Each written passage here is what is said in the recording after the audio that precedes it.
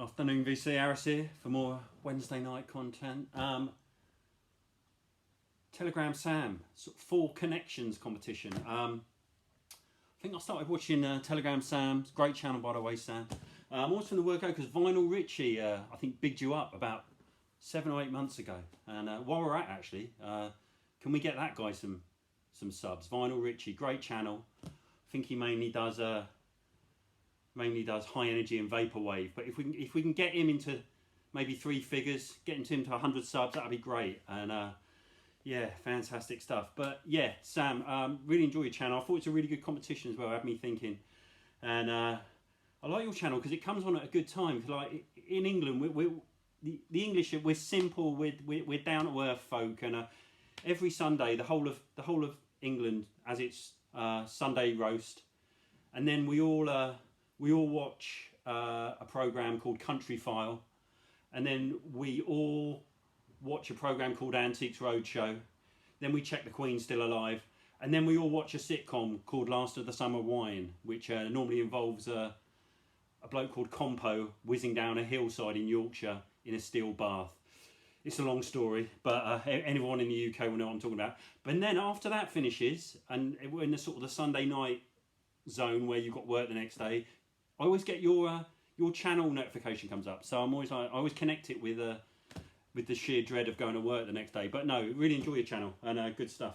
But yeah, I've had a look at this, and I think I've got some connections. But before I go on, just a couple of things. Why can't I paste links to my YouTube anymore? God knows. But I want to do a few thank you. I can't delete comments either, which is weird. But a few people have shouted me out, and I always forget because despite this looking a really slick operation, I make this all up off the top of my head. I just take a deep breath and go for it, and I always forget to thank people. So I wanted to thank a few people that have called me out recently. There's Mr. Pops and Clicks. I think Yane. Sorry, Pops. I can't remember. Brilliant channel. Bit of everything. Bit of jazz. Bit of metal. Bit of soul. Diamond Needles. Spelled it wrong. Not Diamond. I'm sure if you put these in and put the word vinyl after it, it'll come up. Diamond Needles. Again, brilliant channel. Again, he shows a bit of hip hop, but he loves his prog, loves his punk. Great channel. Maybe the VC's best kept secret. Erst David Last Freeman. Just fantastic channel. I watch his channel and I don't know whether I've stumbled into a lost episode of Monty Python or the end scene of Reservoir Dogs. It's absolutely amazing, and he's there in Australia, and David is just the best channel out there, I think. And of course, Bitbot Boom. Everyone knows Bitbot Boom. He's a legend, and he's really digging into a bit of ska now, which is really good to see. And I know he just shows great records, and he shows lots of stuff I don't know, and lots of rock and roll and stuff like that. And yeah, they're all brilliant channels. So yeah, I should say like and subscribe those channels, and if I can work out how to get my links sorted, I'll do that as well. Connections. First up, Sonic Youth Goo. I think it's just a copy I bought day of release this. Beautiful. They were trying to do a sort of a kitschy grunge album, weren't they? That's what they was going on about. I remember they all dressed like Wallies on the inside, and they wanted to, and to me it never quite worked. I was a bit disappointed with it at the time because I preferred Evil and Sister. Don't like Daydream Nation. Never did like Daydream Nation. And this was, I think the album they were trying to create was probably Nevermind by Nirvana, but they didn't know that existed at the time. But I think that was kind of the album they had in their heads. But of course that was then created about a year and a half later. But yeah, I've grown to kind of like it. Ironically, the pop songs I don't like, but there's this side too where they stretch out a little bit more. I really do enjoy.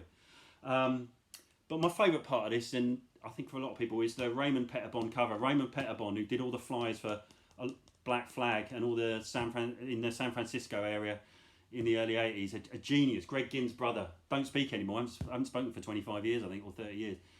This is just, I think, one of the greatest covers. I think it's the biggest selling T-shirt of the 90s or something like that. But what a lot of people don't realise is this cover by Greg Ginn was based on a newspaper image from England in the 60s of the sister of Myra Hindley, and that's the image there. Myra Hindley was part of the Moors murders, an absolutely grisly crime, and this is her sister going to court and her boyfriend. Just the most horrific crime, probably as iconic in Britain as the Manson murders were in America in the 60s. In the end, I think five children were killed, and they buried them on the moors in Lancashire, sort of near Manchester, or well, Manchester's in Lancashire. And it's the most horrific crime ever. But obviously, as these things do, always fascinates people, and myself included, and it's kind of bled into popular culture. Yeah, so, and that was the inspiration for the cover. So I was thinking, what other 80s pop star was obsessed by the Moors murders? Was it Tony Hadley of Spandau Ballet? No, not this time. It was the very own Britain's chairman of Chuckles, Morrissey. And that's the Smiths' first album. What nightmare of an album this was when I bought it. Side 1 is dreadful. I don't know what they were thinking of. Side 2, fantastic, and ends with Suffer Little Children, which was Morrissey's song about the Moors murders. And it's kind of quite, well, it is quite a haunting song, as you can imagine, but it's also very touching. I think lyrically it's one of his greatest moments. If you lyric search the song Suffer Little Children, it really is I think it's his lyrical high point. Maybe not their song high point, although it is pretty fantastic. Johnny Marr sort of oozes out this sort of almost television Tom Verlaine guitar line, and it is chilling, but it's got some of his most iconic lines, like, you know, Manchester, so much to answer for, a mother said her son is dead, I'll never rest my hands on his weary head or sacred head, and yeah, you may sleep but you may never dream, or you may sleep and you will never dream. Just an amazing song, Suffer Little Children. Yeah, someone played it in a jukebox in the 80s and took offence at it, and reported it to the Sun newspaper, which was huge in the UK at the time. It's the biggest national newspaper, and suddenly Morrissey was on the front pages of all the newspapers, saying that he was glorifying the Moors murders. But actually, it's a really touching song, and one of the mothers of the children who was killed actually got in touch with Morrissey, and they became friends. But it is a chilling, haunting song, Suffer Little Children. But yeah, so that was my link with Sonic Youth to the Moors murders. The front cover of the Smiths, all their covers are amazing, designed by Joe Slee, who's an absolute genius. This is Joe Dallesandro, who was an Andy Warhol discovery. He was a guy who was said to be so amazingly physically striking that men and women just disconnected as soon as they saw him, which I can empathise with, and it is a blessing as well as a curse, believe me. But yeah, Joe Dallesandro, this is a picture of him in the film Flesh, which is one of those sort of low budget Warhol films. I have seen it, it's not very good, to be honest, but that's my next link. So the obvious link would be to go to this, Rolling Stones, Stick Your Fingers, because that is also Joe Dallesandro's Meat and Two Veg on the front of that. But I've decided not to do that. I've thought Andy Warhol, Velvet Underground, Nico. So this is my next pick, Nico, Chelsea Girls. Just a wonderful album. I don't know if this ever gets talked about as a wonderful album. This is, unfortunately, I've managed to knacker the sleeve, but this is a beautiful early UK press, or first UK press. I've got 2 copies of the record in here. I don't know how this has ended up, but I've got 2 copies of the same record. The Fairest of the Seasons, These Days, Little Sister, Winter Song. If this was Joni Mitchell, I think this would be held as an all-time classic. Because it's not Joni Mitchell, and Nico was kind of seen as a glamour girl airhead, I think, at times. It doesn't seem to quite get the love it deserves, in my opinion, but I think it is an absolutely fantastic album, Chelsea Girl, by Nico. And if anyone does want an extra copy, just pop round, because as you can see, I've got 2 in here. So yeah, fantastic record, Chelsea Girl. Nico, Chelsea Girl. Really is one of the great albums of the 60s, in my opinion. So my last link, Chelsea Girl. Chelsea, I've gone with Chelsea, the football team in England.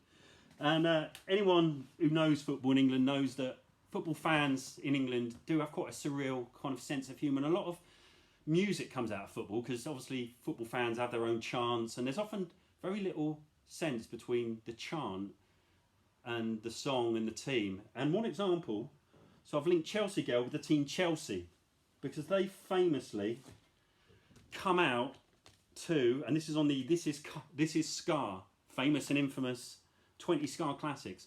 Chelsea Football Club, as well as Wolverhampton Wanderers Football Club, as well as West Bromwich Albion Football Club, and as well as St Johnstone, apparently, they come out to the amazing Liquidator by Harry J. All-Stars, which is probably one of the greatest sort of skinhead Scar tunes of all time. Any bloke or anyone in England over the age of 40 knows Liquidator. Well, anyone in England knows Liquidator. It's almost like a unofficial football anthem now. But yeah, I don't understand why Chelsea come out to Liquidator. All those other clubs do, and Crystal Palace come out to Glad All Over by I don't know who does Glad All Over. I can't remember. And obviously Liverpool come out to Jerry and the Pacemakers, You'll Never Walk Alone.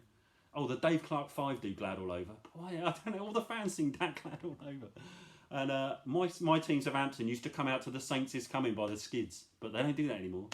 And then they used to come out to Darude Sandstorm, which was an absolute horror show. But yeah, so that was my link. Chelsea Girl to Chelsea, to This Is Scar, to Liquidator by Harry J. All-Stars, which is probably the second greatest skinhead Scar anthem, because everyone knows that the greatest skinhead Scar anthem is Live Injection by the Upsetters, which is on the Tighten Up Volume 2 Scar compilation, which I highly recommend.